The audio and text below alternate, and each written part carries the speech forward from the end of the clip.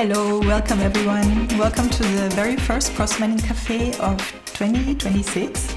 And our topic today is workshops. We're going to talk about how to use process mining in workshops. And I'm here with our guest, Jantz from BVV. Hello, Linda. Hello. Nice to be here. Now, before we get into the topic of today's cafe, I do want to mention that we have opened the registration for Process Mining Camp this week. This year's Process Mining Camp will take place from 18th till 20th May in Marseille, and it's going to be the 15th Process Mining Camp. So for the 15th time, we are going to get together with the process mining community, in this case for 3 full days even. So for 3 days, we will be meeting here and dive into process mining from all different angles, because most of you still remember probably when you found out about process mining, when you used process mining for the first time. It's a little bit like magic, right? You are discovering a process magically, automatically from some data from your IT system, and you can see how the process flows. But to really use a process mining tool productively, there's quite some more things involved. You need to build up some skills, and it requires experience, how to clean the data, but also how to prepare the analysis, how to answer your questions for your process. And that's one piece that you have to learn, right, to use process mining. But on top of that, you actually have to see how you can use it in your organization, because just discovering the process map alone doesn't do anything yet, right? You really need to make a change in the process to realize the benefits of the improvement, and how to do that in your organization. Every organization is different, and there are different types of challenges, and we will also talk about that. That's a very important dimension. So at this year's Process Mining Camp, we're going to address the whole world of process mining. We are going to have hands-on exercises, so hands-on practice. We start with that on the first day, but the second day is very much focused on all of these organizational topics that I mentioned through interactive workshops. We will really talk about how to make process mining successful in your organization. And then the third day is going to be a big experiment. It's something we have never done before. We are going to work a case. So you're going to be part of a small group of process mining campus, and you're going to tackle a case. So you will receive a real life data set, and if you will, doing a small process mining project from start to finish. So there's a specific goal or a question for the analysis, and you're going through the whole process, including in the end the communication of what you found, which is an important dimension as well for every project. So we are very excited about this year's camp. We are looking forward to seeing many of you here in Marseille. So go ahead, get your camp ticket, sign up, and meet us here. Linda will be there, I will be there, so you can meet us too, both of us and all the other campers. And if you're still on the fence about camp, you can already sign up for the boot camp. So the boot camp is a pre-training. It's basically a crash course for process mining that we offer before camp, so that people who are either new to the topic or maybe who want to freshen up a little bit before they come to camp, so that they can be sure to be already in the topic, to be able to participate in all the discussions, right, to understand everything. So that's something that we offer before camp. And this year the boot camp is free of charge, and it takes place online. And there are 2 sessions, and the first session is even open to the public. So you don't have to be registered for camp yet to join the first bootcamp session. This first session will run 3 times. The first time next week, and then there's 2 more dates.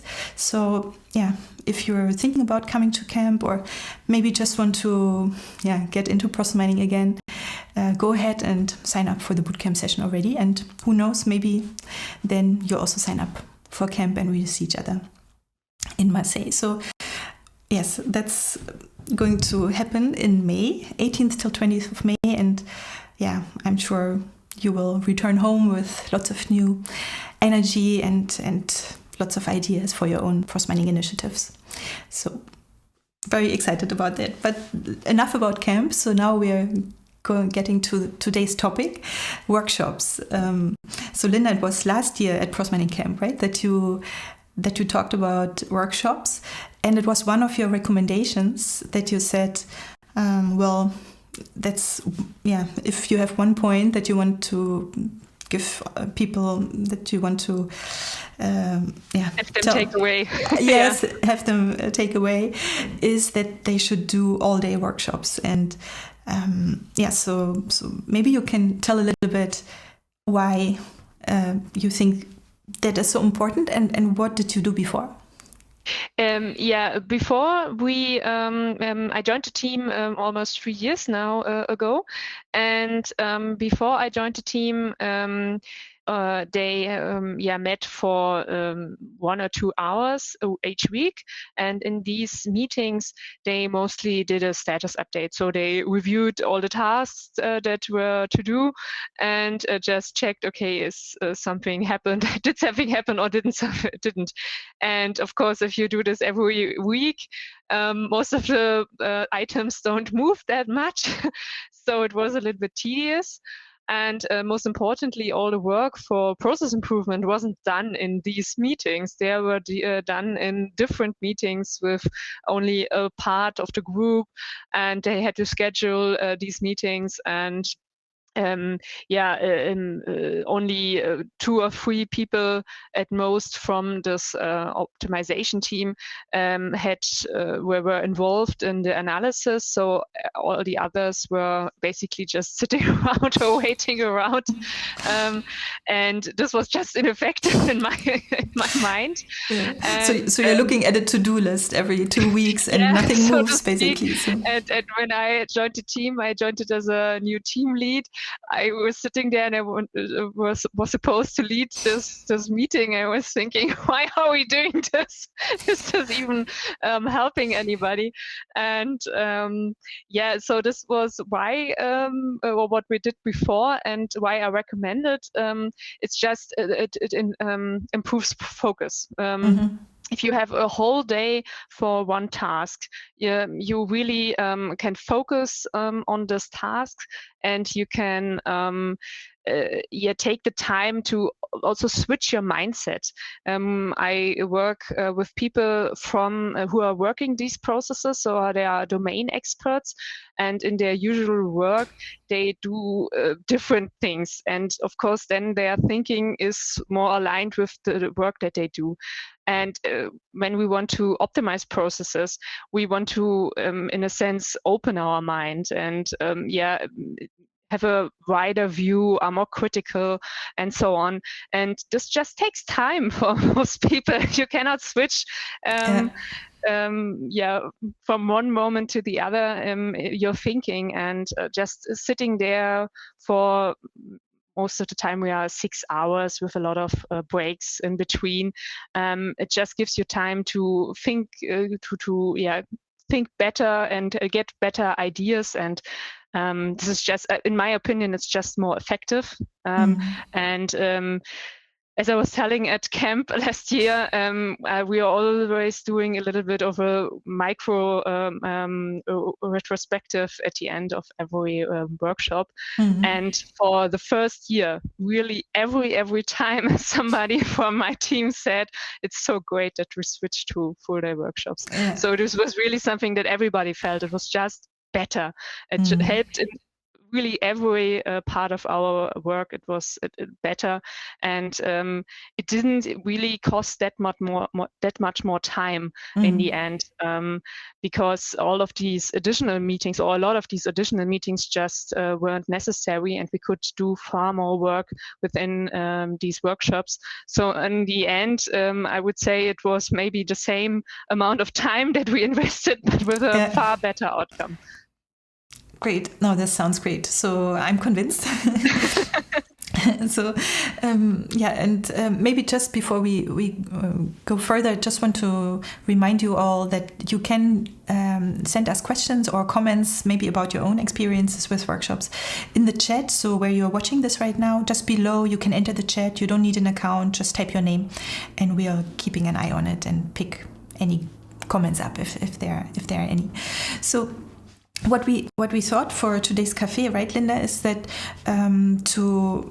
we are convinced that all-day workshops is the way to go. But for people who want to do this or who want to organize workshops, we wanted to make it a little bit more practical and more tangible and give them really concrete tools.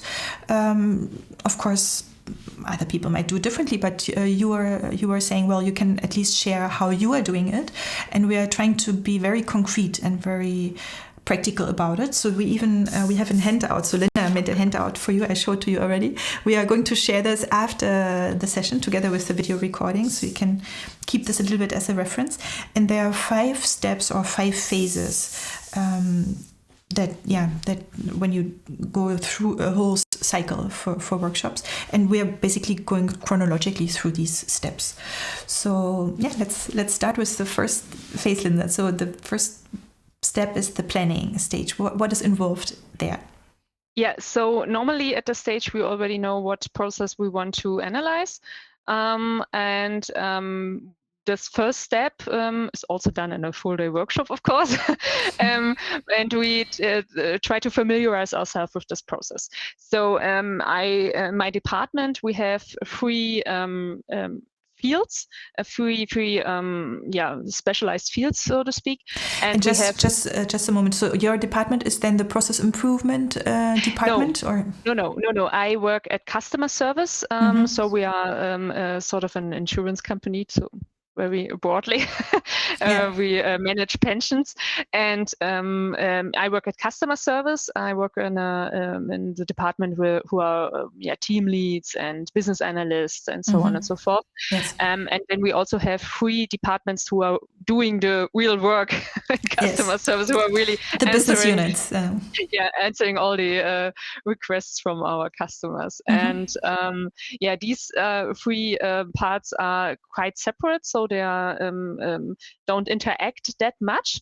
And in my team, I have 3 people from all these, 1 person per field, so 3 domain experts who are helping me in this endeavor.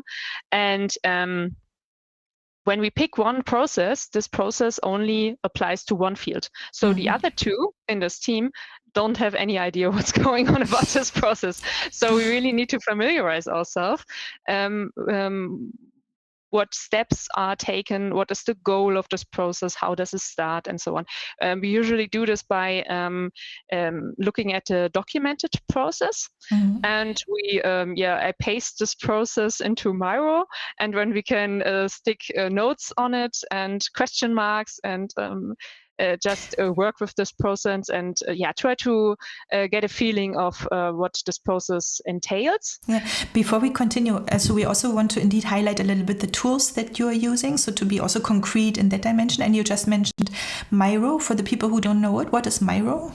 Miro is an endless workspace, digital workspace. So, so to speak, like you see the wall behind me, just where you can put everything on, pictures, tables, sticky notes, arrows and so forth, and everybody can collaborate together on this, and can see who is doing what, and this helps us really a lot because we are everything that we do remotely. So it just helps with transparency and with collaboration.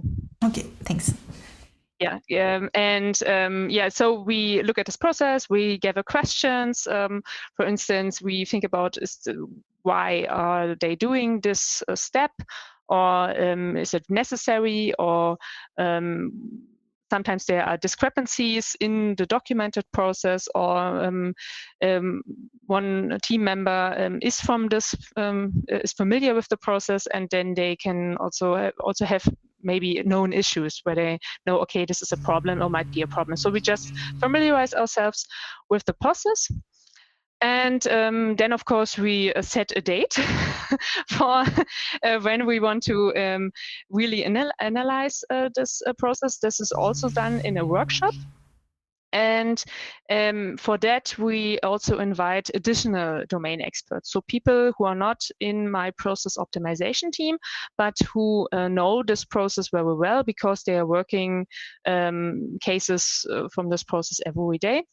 And we decide, okay, whom do we want to invite? Usually this is 2 or 3 people, not more, because then it was just too big a crowd and it's hard to involve everybody.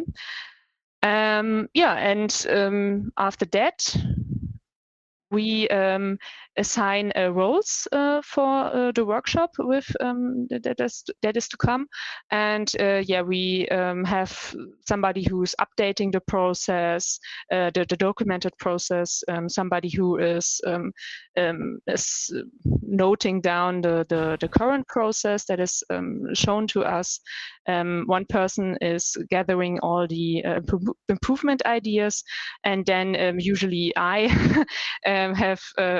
I lead through the workshop, and I visualize all the information that is shown to us, and moderate. Yes, and these roles, are they for the team members from your process optimization team that participate, or is it for those subject matter experts from that business unit? No, these roles are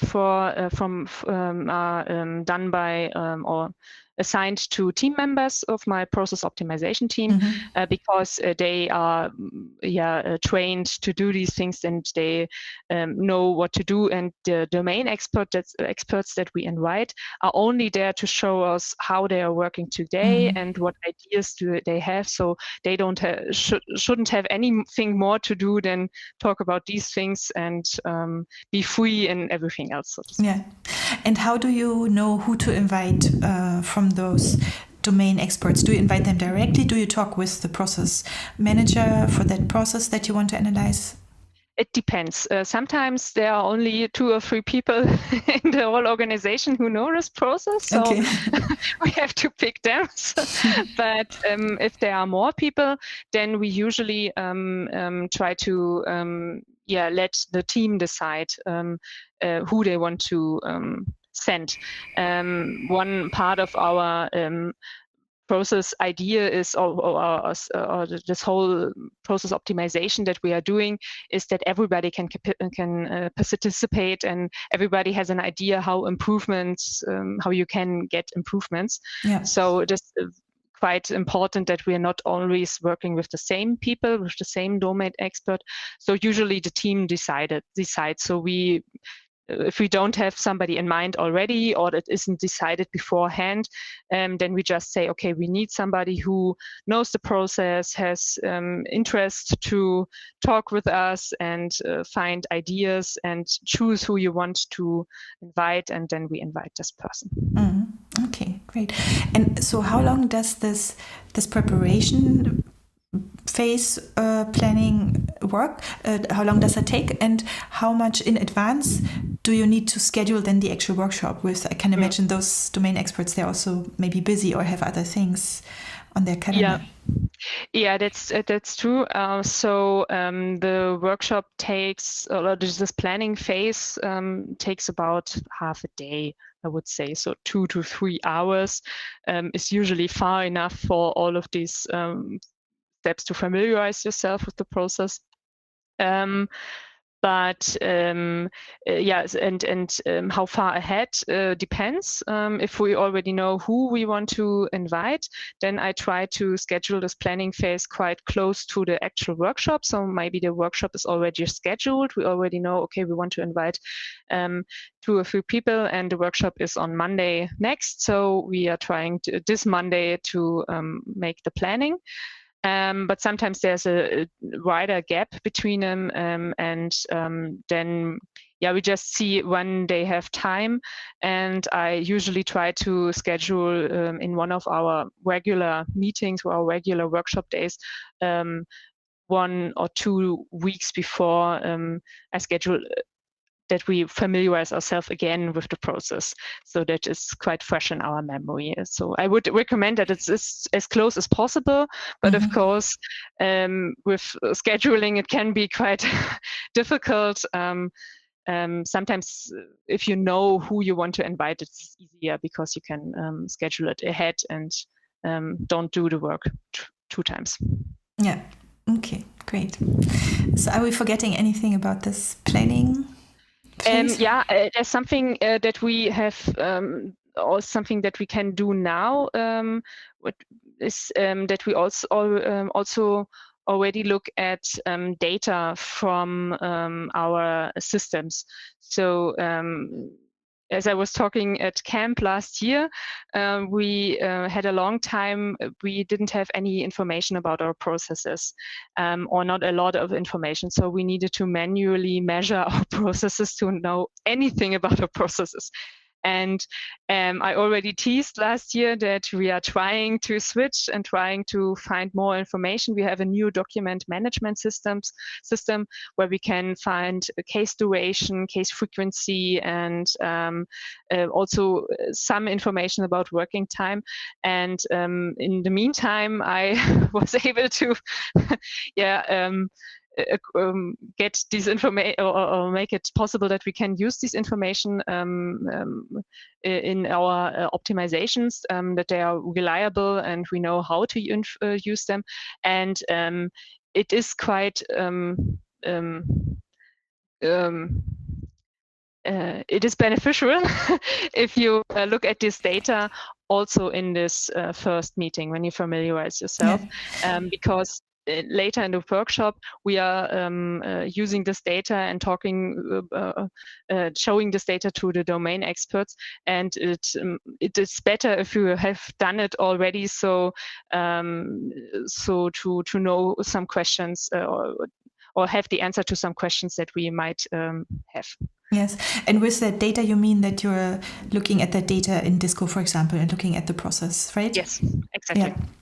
Exactly, and maybe maybe I can add to that, because you mentioned and you told it also at camp that indeed, because you didn't have any information about the processes, so there was no way to get to event logs or IT data for process mining initially. That's why the solution was to manually measure for a certain time, to manually measure the processes that you then wanted to improve. And there's actually another process mining cafe that I will link to in the show notes when we release the video for this, where a colleague of yours actually also came to the process mining cafe, and there the focus was very much on this manual measurement solution, because that is a real problem for other companies too. Not everyone has the possibility to get to their IT data to do process mining. Sometimes it's really not possible, and then if you still want to do process mining, the only thing you can do is that you somehow manually measure. So Tobias, he walked us through the solution that he built, where he, in a very lightweight manner, makes it possible for the people who work in the process to basically document what they're doing digitally, and basically generate event logs that then can be analyzed with process mining. And he does this also, and that's what we talk about a lot in this cafe, in a very privacy-minded way. So in a way that only collects the minimum information that's needed and people don't feel observed. And so that's kind of maybe something we can keep in the back of our minds when you're talking about measuring. Then that's actually one of the things that you are deciding in such a project, right? Do we need to measure in this way some more event log data to be able to analyze it? Do we have enough data to make a decision about improvement or something like this? Yeah. Mm-hmm. Okay, so if you now, with the new data that you have available, you don't have to wait for this manual measurement, but you can directly look at the process already in Disco, and then that's something that's coming up in the workshop as well, I can imagine. But so are we going to the second step then, to the actual workshop? So that's step number 2, the all-day workshop. Yes. Exactly. This is the workshop where we have the domain expert, where the domain experts are invited. They are not part of the team, and in this workshop they show us how they are currently working. So we record the current process, and we derive improvements from this current process and all the ideas that they bring to this workshop. It's a whole day, and you really need a whole day for all the things, because what I was saying at the beginning, that you need to sort of change your mind to broaden it and be open for new ideas. It also, of course, applies to domain experts even more, because they are even less familiar with optimizations than, for instance, the domain experts in my process optimization team. So you should take this time. And if you're finished earlier, nice for everybody, but you really should schedule a whole day so that nobody feels obliged to do anything besides it. It's just this day is for this process, and you don't need to do your normal work before or after it. So this really is important to free your mind and be relaxed. Yes, and about this point, to get into it, right, what you mentioned, I'm curious, what is your observation? How does it take a little bit of time for those subject matter experts to get into this process improvement thinking? Or is this something that comes quite natural just when you start talking about the process, that automatically you come across subjects where you see, well, this could be better in that way, for example? Well, of course, it depends on the people. Everybody is a little bit different. Some are more critical than others. But generally, as soon as we start talking about the process and they're really showing us what they are doing in the systems, where they are doing it, and when they are jumping from one system to the other, and where they are making decisions, as soon as we are really in the process, usually the ideas come from themselves because they are working with this process. They know what they don't like and what is not working, and so a lot of ideas just come. But of course, it is important to set the stage for this workshop, for this improvement mindset, and for that I usually start with an icebreaker, and I make sure that everybody knows that this is a safe space, so to speak, that every opinion is valued, and that they shouldn't be afraid to say things that they might think are stupid or aren't something that we can achieve. This is a place for dreaming, so to speak. Yes. And this is also very important, that you just have an atmosphere where they feel that they can really share what they think. But usually it comes from themselves. It just starts when they begin talking about their process in their work. Okay, and so you start with setting the scene, and then you go immediately to the talking through the process, or how is the structure of the day? No, we start if not everybody is doesn't know everybody in the group, then I of course start with a round of introduction, yes, as I was saying, a little icebreaker, so that everybody is set, and then we talk about the goals of the workshop. So we have 2 goals for this workshop, and it's very important that everybody keeps that in mind, so that we are focused on what we want to achieve. First goal is we want to find improvements. Second goal is we want to find out if we have enough data for our improvements. So is there anything missing? Do we need to measure manually, or are there some other sources that we need to make decisions about improvements? So these are the 2 goals that I articulate in the beginning and try to get the approval or the acknowledgement of everybody that they understand these goals. And then we go to the current process. Yes. Okay.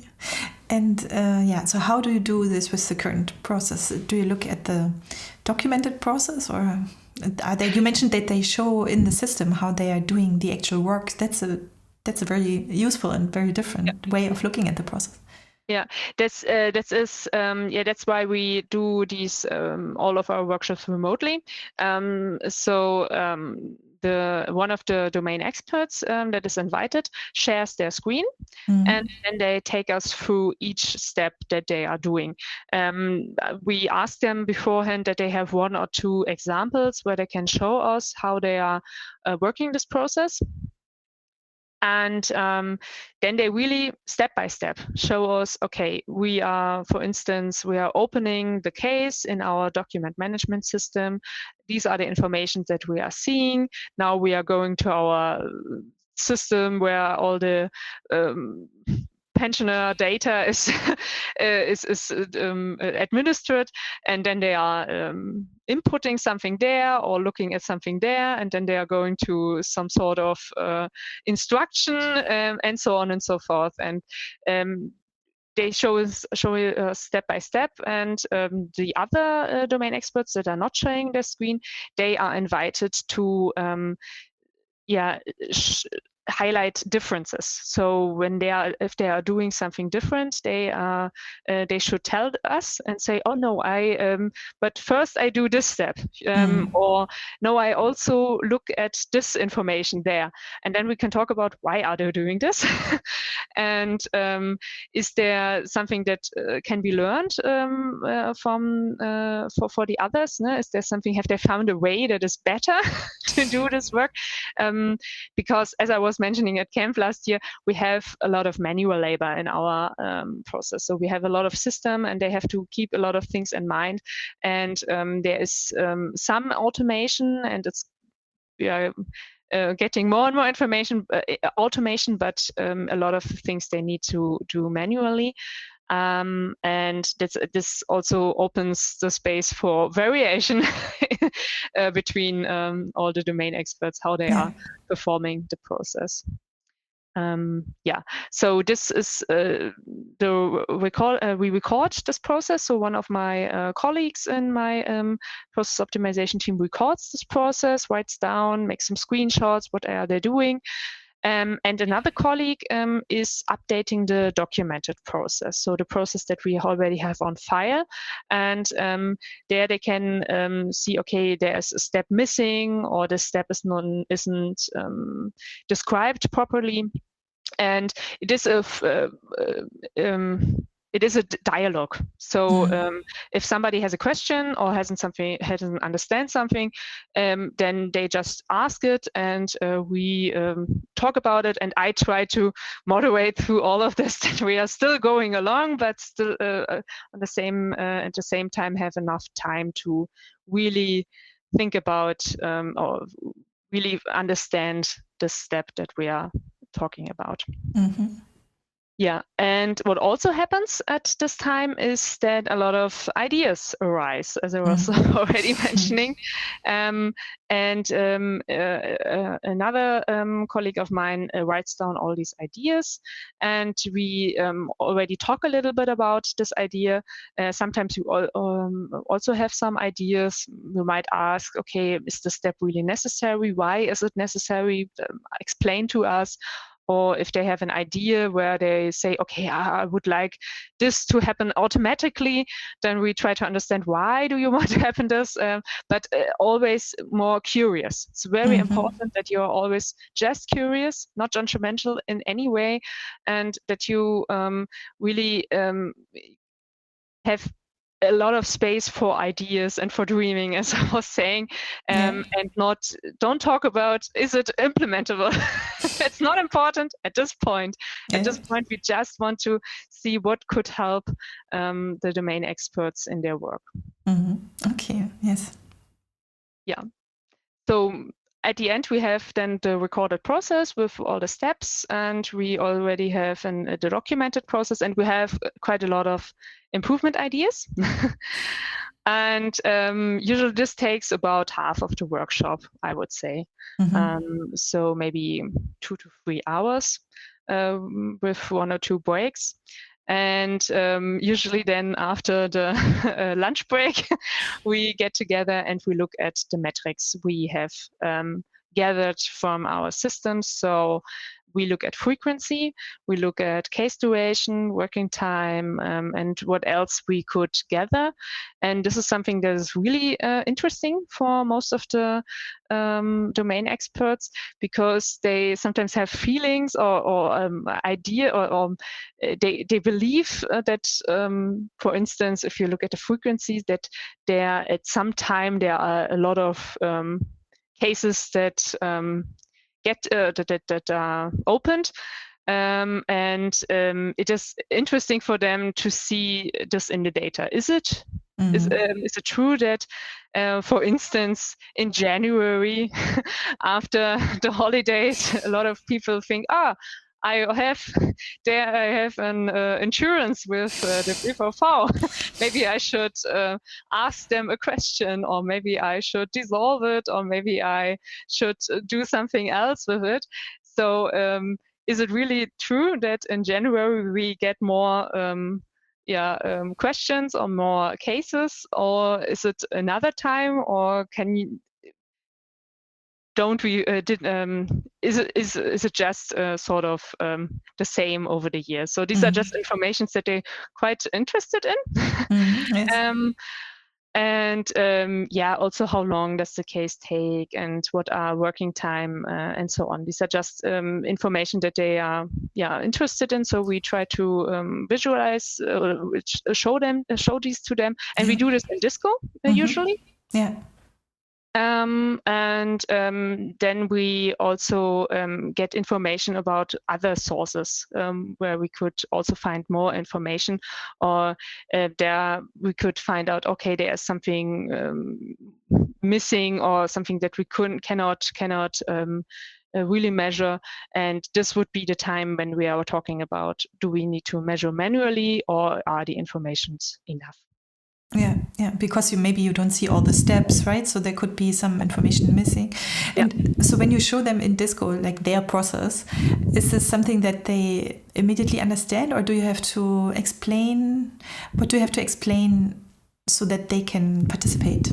I have to explain quite a lot, and I have to be very mindful. This is something that I still have to work out to make it more or better. But it's of course, first of all, it's all in English, and this is something that is quite. Disco. In Disco. Disco is English, and a lot of my domain experts don't speak English, so they're immediately taken aback and think, I don't know what is everything this, and what they are seeing. And then, of course, statistics is something that a lot of people aren't familiar with, and they don't know what a median is, or what is case duration, what does this all mean? So there's a lot of things I have to just explain, and I have to be very careful not to overburden them. So this is something what, at best I would, or we in the process optimization team would prepare in the planning for the workshop.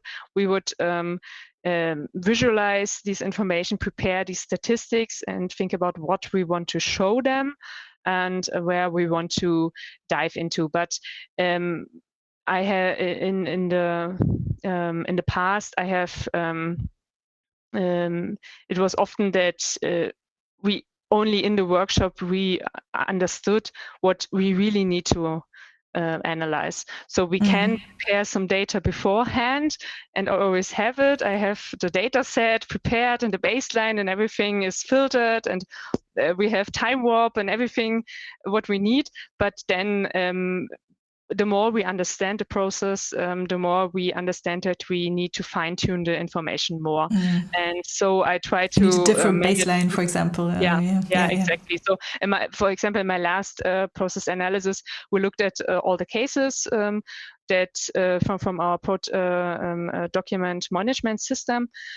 And we analyzed everything, and then in the end we looked at the working time, and we said it's doesn't add up. Was too short. We expected a bigger or a longer working time, and then we thought about it. Why could this be? And we realized that there were cases in our data set where no real work was done. So these cases should have been eliminated. They shouldn't have been in our data set altogether, because they should have been on a different status. But of course, if somebody forgot to put them on this status, they were in this in our data set. So then I needed to adjust my information and needed to filter these data sets out. Luckily, I could pinpoint them because they didn't have a step where the case was checked, and then I could just eliminate them from Disco. Yeah. And then the times added, it did add up. And this is something that we only realized after we talked with them and after we analyzed everything. So sometimes in the workshop, we really need to do all the nitty-gritty analysis with them together, but they are quite open. They are interested. So when at first they are a little bit, sometimes a little bit shy and think, oh, I don't understand. But the more we show them and walk them through, the more they are interested. And in the end, they say, oh, it was quite interesting what you could see and nice. So I encourage you to just try it and try to have an open, have an open, or encourage them to have an open mind about it. So Yes. And I can imagine, because the process itself, that's in the end, that's the core, right? So that's what you come back to and what you look at. Even the statistics around it are important, but the process is having the steps that they know, right? It's a process they know, and then the steps are even, they're in German, and so it's basically they can look at the process, and I can imagine that that's something that should be more understandable than right away. A little bit easier for them, of course, yeah. So that's true. And then the last part of our workshop is then we inspect all the improvements that we have gathered. And for the first time we talk about, do we want to try them or not? But it's very important that we don't need to make a final decision yet. So it is just the first reality check. Is it really something that we want to try, or is it just something that we have written down? And but isn't something that is really that feasible. And when they are when the domain experts, they cannot agree upon which for one idea, do they want to try it or not, then usually we just leave it in and we gather more information. So for instance, I try to make a little bit of a small business case, try to calculate what is the what can we save when we do this improvement, and what are the costs of implementing it, so that they can have a better basis on which they can decide later on if they want to try it or not. But we do go through all the improvements, try to to make sure that we have really understood what they are all about, or what is the goal of this improvement. And then, of course, we make the decision, do we need to measure manually, or do we have enough information? And that's it. And then the workshop is finished. Yes. For this workshop, yes. Exactly. Okay, and then what? Afterwards, I imagine then your process optimization team is going to do kind of a post-processing of this workshop in some form, right? Yes, exactly. So the third step is we need to document everything that we have gathered. So we need to document the current process and the changes that we found regarding the documented process. So everything, both these processes, we try to write down in a report. We write down all the improvement ideas, and so why is this improvement idea important? What exactly do we want to change or implement? And sometimes even just a little a sort of a business business case. And of course, we write down all the metrics, all the analysis that we have found, all the information, because this report is later then open to the whole organization and can be used for all kinds of purposes. So, for instance, if later on we want to automate a step, then they can use this information and make their business case based on this information, or something like this. Yes. So yeah, we write down everything in this in this report, and yeah, this is something that is done mostly by me and a colleague who is helping us with the methodological support.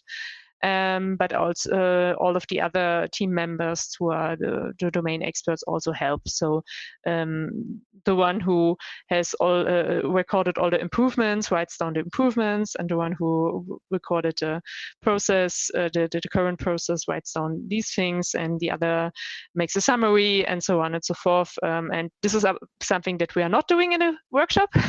We tried it, and we realized that this is not something that is feasible, because only one person writes and all the other persons are just looking. This is not quite useful. Yeah. So this is something that when everybody does for themselves, or in two or three, or in a pair, something like this. Yeah. Yeah.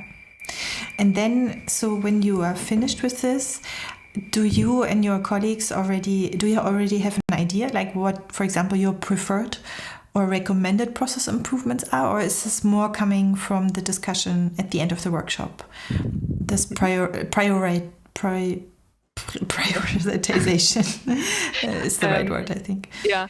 So we don't prioritize our improvement ideas. We do have some ideas where we think, okay, this might not be so feasible after reviewing all the information, but the decision is not up to us. The decision is up to the domain experts who were interviewed for this process. So this is the fourth step. We review our report, and most importantly, our process, our optimizations.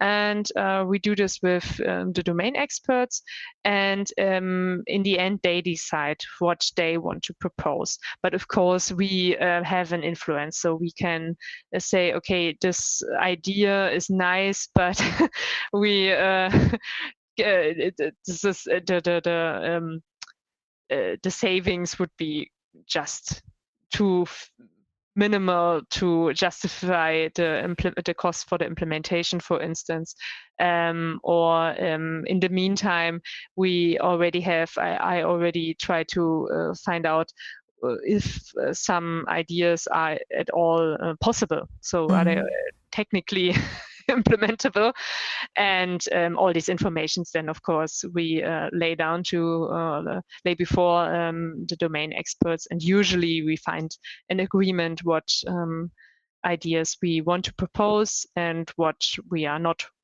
what we don't want to propose. Yeah, so that's the goal then of this fourth step, where you share the report with them and talk again about the improvement ideas. And there you try to come to a decision. Well, this is something we want to suggest. This is something we are not suggesting. Yeah, exactly. And so because you're doing it twice, right? You're doing it at the end of the workshop, and then you're doing it again in this step 4. So what's the difference maybe between that discussion in the workshop and then this step 4 review again? I think the difference is, first of all, just the time. Some time has gone by between the workshop where they could dream about everything that might be possible, and then a few weeks later we show them our report and show them all the data that we have gathered. And sometimes it just helps with new eyes, with a clear view to look at these improvements and say, oh, okay, it's a nice idea, but I think we don't want to try it. So this is one part, is just have a lot more time. Sometimes it also helps to let go of some ideas. So this is in the workshop, I invite him to think about everything and think big and dream. And it's not. It's quite hard for a lot of us then to say goodbye to some ideas that they have. On the same day, so to speak. But a few days later, it's easier. Of course, if you show them the information and show them the business case, then a lot of them, usually it's not a problem to come to an agreement. So this is, I think, the difference. The difference is just time, but also that we have more information about this concrete idea, because the idea was new to us in the workshop, and then we could, make it more clear and formalize it and think about what could be implemented. And in this state, this is more mature state, then we can decide more clearly if it's good or not. Okay, yes. Okay, so that was the fourth step, and now we're coming already to the fifth and last step, which is? The presentation, of course. We have to show our work to the managers. We have team leads for the respective fields. So they are the managers of the domain experts. And then we have our department, head of our department, and we show them this information. We show them the analysis, all the statistics and metrics that we have found, but most importantly, we go with them through all the improvement ideas and show them why is it important and what idea do we think should be implemented. And at this point, they can say no. We don't ask them for yes, but they can say no. This is something that we also changed because we wanted to have more responsibility in the team. We want to, don't ask for permission, so to speak, but have more responsibility on our own shoulders. And sometimes they do say have a veto and say no, we don't want to try this, or sometimes they just have ideas or more information. When they say, okay, you want to try this, but we already know that another department is trying something else. Maybe we wait for this information or something like that. So, it really is quite. It's a nice meeting. So that usually they are very happy about everything that we found, and want to try to achieve a lot of our improvements. And in this meeting, for every improvement idea, then it is also decided who will implement this improvement. So it's according to what kind of improvement is it? Is it something that needs to be implemented in software? Is it something that is more organizational? So something like we want to eliminate a step or so, then different people are responsible to implement this. And then we write all of these information also in the report, who will implement this information, implement this idea. And in the end, we share this report with the whole organization, so that they can see what we have done. Yeah, excellent. I want to emphasize again the point before that you made, and I remember also that you told us about this at camp last year. It's something that you changed as well, right? That you flip this on its head, that it's not the department head or the process manager who's making the decision, like from the possible improvements, these are the improvements that we are doing, or to prioritize them or select them even, but that it's really coming from the subject matter experts, from the domain experts who are in the process, who you worked with in the workshop. So it's really coming from that workshop. They decide what they want to do, and all the manager can do is to say no. But normally, if they don't say anything, that's the default. The default has changed. And of course, this also helps with it's how you say the buy-in is often called, right? That the people, in the end, they need to change the process. They have to support the new process. So it's not something that coming from the top and they just have to do it, but it's coming from them. So that's really something. Yeah, exactly. Change. Exactly. This the whole goal of this whole team, this whole process optimization team, is to improve our processes and to implement a sort of a continuous improvement process in our department. And improving processes or improving our work should be a habit within our department. This is our goal or vision, so to speak, that everybody is always thinking about how can we do something better. And to get there, everybody needs to first know how to improve things and also be incentivized to have years and to try something new. And I believe this is achieved if you get everybody to participate in it, or a lot of people to participate in, and not to, as you were saying, somebody decides it, and from top to bottom, it is rolled out. Of course, that can work, but that's not our goal. Our goal is that everybody should participate, and that's why it is so important that they decide what they want to change. Because, and that is really, really important to keep in mind, they are the ones who are affected by it, not the managers and not me. They are working the process, and they will change something, and it's far, far more easy for them and the other retirement specialists who weren't present at the workshop but were also in their team, for them to accept this change if it comes from themselves. I totally believe that. Yes, really important point. Yes. Yeah, thanks so much. I think these were the 5 steps, right? So you really took us through the process, how you are really doing these workshops. Maybe you can say a little bit about how long does such a whole cycle take, from the starting of the planning until the final presentation? How many of these workshops can you do per year in general? So what can people expect there? Yeah, it depends very much on how much time we have. As I was saying, a lot of the work or the documentation is the biggest part, or the time consuming part. And if we don't have a lot of time for that, then it of course drags on. But you can manage this whole process within 1 month easily if you want to. You have one workshop. Let's say we also always meet Mondays.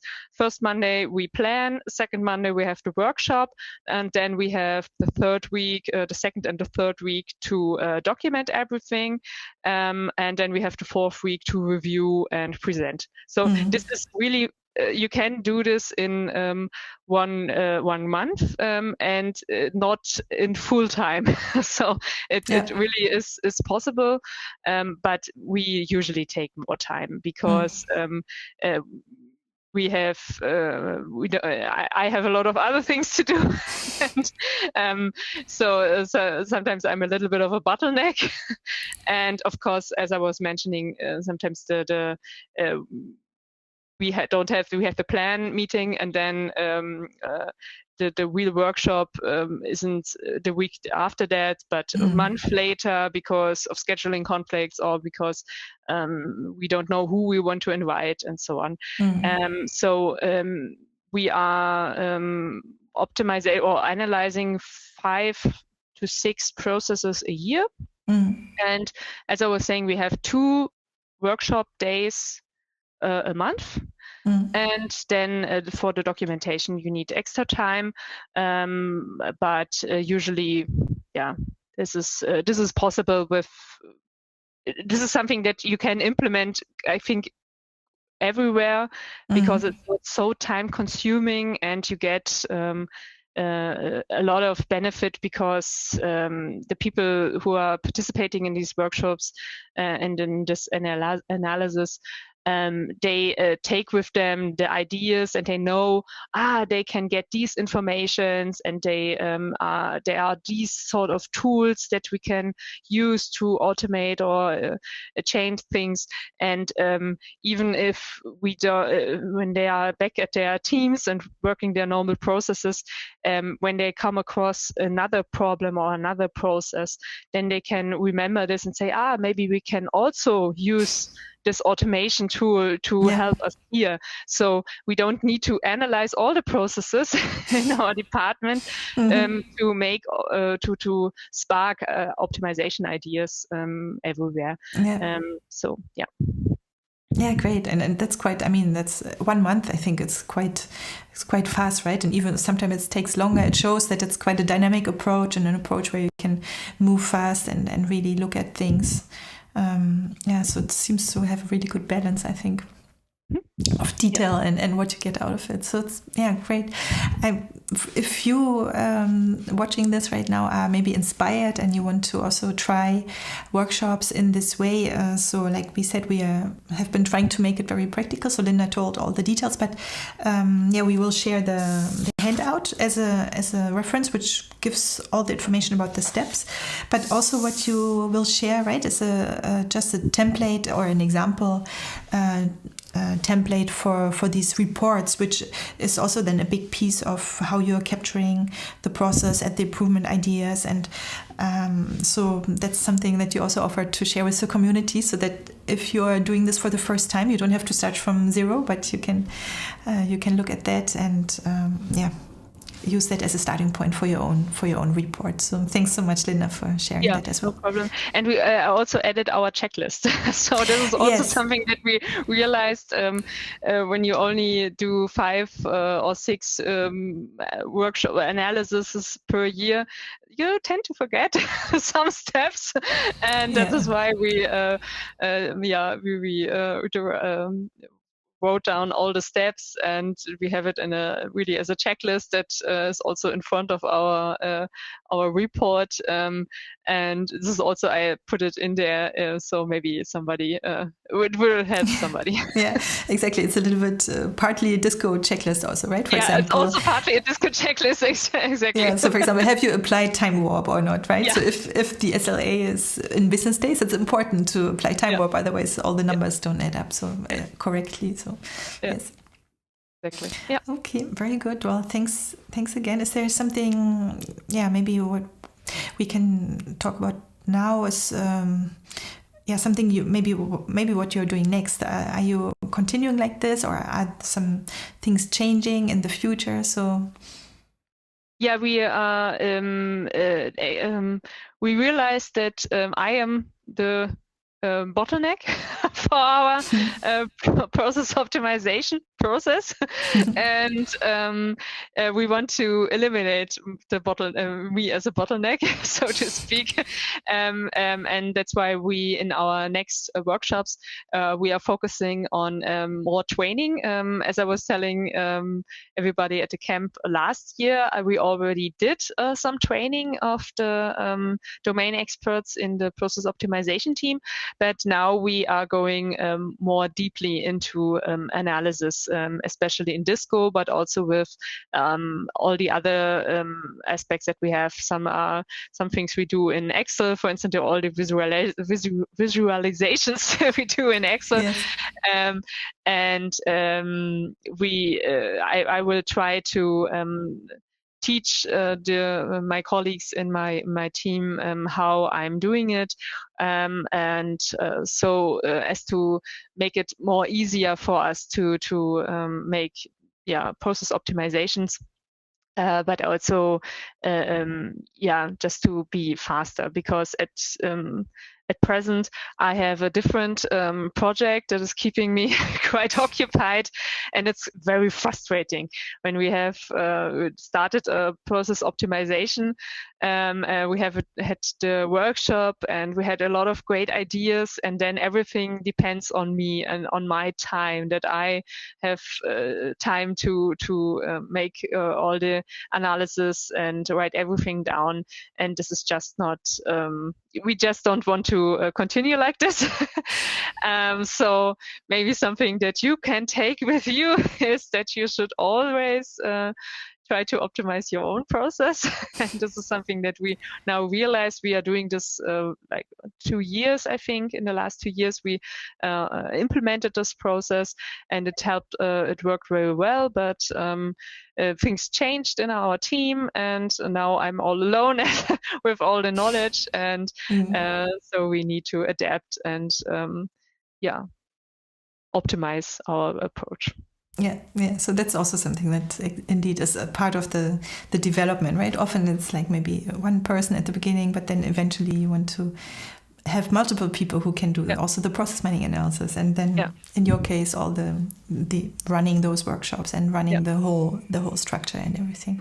And well, the other thing that we talked about at the beginning already, but you don't have to measure manually many of the processes, because now you have a direct connection to Disco from your IT system, and you can actually, that's changing things too, I imagine, right? You can just really quickly look at how does the process look like based on the event logs that are there. Yeah, that's extremely important, extremely helpful. So if somebody comes to me and says, okay, I want to know some information about this process, I can just go to Disco and download the informations from this process and start the analysis right away. I don't need to wait 2 or 3 months of measuring the process to get some insights. And it's a revelation. It's just great. So things improve and get better all the time. Nice. Yeah.